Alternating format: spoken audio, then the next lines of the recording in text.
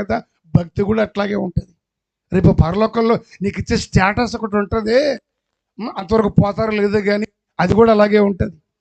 మనం ఇక్కడ ఉండగానే మనల్ని మనం మలుపు తిప్పుకోవాలి ప్రభు వైపుగా.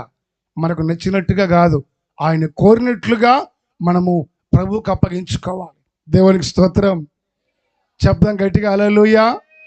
వాక్యాన్ని గమనిస్తే ప్రభు అంటున్నారు, నా కుమారి నీ విశ్వాసము నిన్ను స్వస్థపరిచింది, సమాధానము గలవాడవై నీవింటికెళ్ళు, నీ బాధ నివారణ అయి నీకు ఆరోగ్యము కలుగునుగాక.